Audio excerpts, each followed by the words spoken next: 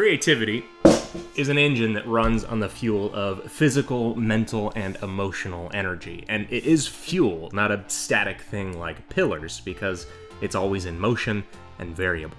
But unlike a fuel gauge that registers as full or empty, sometimes we actually aren't conscious that we're running on fumes or how to refuel in the first place. Sometimes it takes learning the hard way to figure it out, but my goal today is to help it not be that for you. Now, as someone who recently took a break to recharge and reassess after a couple years of outputting frequently, I'm someone who totally understands rest.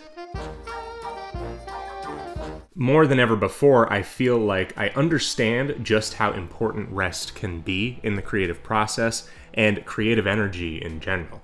And after I asked you in the last video about the longest time you've gone without creating or drawing, more often than not in your replies, the breaks were brought about not by some kind of sudden lack of desire to create or make art, but by burnout.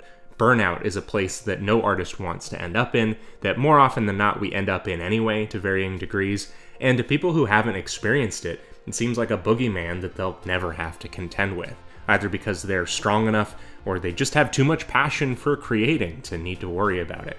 I tend to simplify things down to working and non-working artists sometimes, just to make things easy, since a hobbyist, which there's nothing wrong with being a hobbyist, is simply able to choose when and at what level they output at, while a professional might create new work and often at a demanding schedule. Usually a hobbyist will not be able to relate to some of the artistic mindset things we talk about, especially when it comes to burnout, by saying, well, I just make what I want. However, from those same comments, I did tend to see that even hobbyists, students, and non-working artists would still manage to burn themselves out due to pressure. In this case, pressure they were putting on themselves, or the disappointment of not meeting their own expectations. I remember after our interview with John Lauren, we talked about his uncharacteristically positive relationship to his work, which is not always the case with working artists. Usually we have conflicting feelings, either negative feelings about our personal ability, or those pressures related to needing to churn work out. Someone commented, and I don't know their age or experience because of course they didn't understand, but when I said that many working artists have this negative experience, they said, well, that's a shame. I like making art. I should have your jobs if you don't want them, or people who don't want to do them.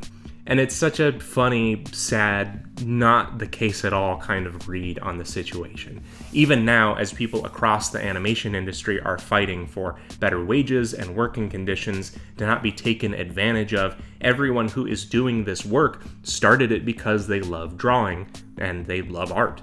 They have this creative drive. People in the notoriously crunch-oriented games industry, pushed beyond any reasonable levels of overtime, started out just the same, with a passion for the work they wanted to do. And yet in both of these cases, there are horror stories that the general public would not associate with the seemingly fun and carefree profession of making cartoons and video games. Lots of stories and examples have been coming out this week. Things like Netflix ordering 36 episodes of the Cuphead show at once and then distributing and marketing them as 3 separate seasons. That might not seem like it matters, but people get paid more for each successive season that's ordered. So when it's all ordered at once and then split artificially into 3 different seasons, it's just keeping those artists from being paid what they're worth. Stories of people not being able to take time off of work or losing their job because of it for the very trivial reasons of their friend having cancer, wanting to take a week off of work because they're getting married or their grandmother dying. Not great. Not great. All of that compounding with the typical stress associated with these jobs, and you have permanent physical, mental, and emotional damage. Now, since all 3 of our fuel sources get attacked there, it's very difficult for ones to recover from this. You owe it to yourself to have healthy, creative machinery clanking along in that brain of yours, because this isn't some beater 1988 Honda Accord you got for $200 that you're just gonna run it into the ground. This is some quality machine work that you want to last. And you can make that happen and avoid burnout with pressure management, rest, and clarity. Now, unfortunately, with the pressure I talked about in the industries, there is that weighty and foreboding word systemic attached to it. So many brush-asides and excuses as to why their work is worth less and needs to produce more have creeped into this dangerous level. Whether that's your situation or not, taking time to evaluate what kind of pressure is on you at any given time is invaluable to do. We all have pressures on us. A lot of it doesn't even have anything to do with work or art. There's plenty of life stuff or issues that build up, and since we don't have a meter showing us just how much we're going through at a given time, it's easy to ignore it and press on anyway. Like we talked about back in that Anytime You're Struggling video, address what external pressures you can and alleviate if possible, but also really take stock of those internal pressures, the ones that you're putting on yourself because you aren't as good as you wanted to be by now, or that friend or colleague you're comparing yourself to is doing seemingly better than you. It might even be the pressure to output on social media at a frequency really few people can keep up with for long periods of time. Since those algorithms are such a black hole that can never be quenched, they are never going to step in and tell you you're doing too much or that you need a break. Sometimes I wish YouTube had a call Ness's dad feature where they're like, I've deposited $14 into your account. You've been out there for a while. Don't you think it's time for a rest? Now that you have $14?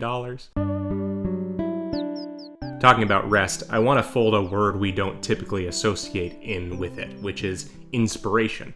A lot of times, the inspiration advice is like, pull up some cool art to get inspired by as you sit down to draw, which is pretty dubious advice on its own anyway. But thinking about how and in what ways we become inspired, if you think about it, it really comes down to being motivated in a particular way. It's a result of our three fuels of physical, mental, and emotional energy being recharged. I can think about the different seasons I've been through in my own life and what they looked like creatively, and how strong that creative drive is at a time. In my teen years, it looked like having a sketchbook with me at all times, because who knows when and with what fury that inspiration would strike. And looking at those circumstances, if I was spending my time working or doing other things during the day, the ratio of fuel coming in to creative output meant that I was in a healthy state of recharging and refueling. When I went professional and was looking to learn and better myself, it started to become working during the day doing art and also working at night and doing overtime and pushing to learn and improve and build up that experience quickly. And while I think that's possible to do for a season, like we talked about in the not drawing everyday video, when you look at the fuel gauge, it's quickly going down. Oftentimes, when we're feeling that art or creative block that feels like the opposite of inspiration, we push ourselves to just think harder, get inspired harder. If I can just think this through, if I can just think it exactly right, I can make this perfect. And then I can go down every avenue, and every avenue off of that avenue, and then another avenue. Michael. However, I would strongly assert that we usually have this idea backwards. We're looking for inspiration to strike because that's just who we are. We're creative, we're passionate, we have good ideas, so we just need to push through this. In reality, those ideas are usually the result of our tanks being full, and they fill back up when we rest. Lots of creative people find their next big thing on vacation between projects. That's not an accident. That part of you that puts out good new creative ideas has roots that need to be satiated far below the surface. Even this week, I found myself with multiple tasks and jobs to do, some freelance work, some work for Stormfellers, and I found that when I needed to come up with something to materialize a good idea, it didn't work to just finish the one task and jump right to the next. Like in the last video, that idea of an on-ramp toward your best output, there needs to be an off-ramp from that thing that you finished, too. As soon as I took a little bit of a break, the idea that I needed came about. Contrast that with many, many days in the past where, in order to come up with a new character design, I could sit and sketch and concept for 8 hours at a time and get absolutely nothing good out of it. The last point I want to speak to is clarity. So you know how in just about every driving or racing game, the second your car or kart moves from the pavement to the grass, you start slowing down significantly? Maybe you just didn't account for a turn well enough, or even without a mushroom boost, you thought you might be able to take a shortcut. No matter how finely tuned your racing machine is, and yes, I'm now talking about your creativity again, as soon as you're off course or fighting against the grain in some way, it's easy to start spinning your wheels. And what this means for you is incredibly personal. But as odd as it may sound, it has to do with doing the work that most authentically comes from your voice. This takes reevaluating often, because if we aren't careful, we might start out pointed in one direction and then get pushed by others into something different. We might start out going, as long as it's drawing, I'm happy, but slowly come to realize that there's something more specific that you'd like to be doing as you grow. Case in point, the fan art trap we've talked about. You might do a one-off social media post of some fan art and get way more engagement than usual a few years later, and you're stuck in only making work that's based off of other people's stuff because you've built an audience that doesn't care about anything you make. Easy way to burn out right there. So make sure to reassess often and make sure your values are the track on the minimap in the corner, guiding you back on course.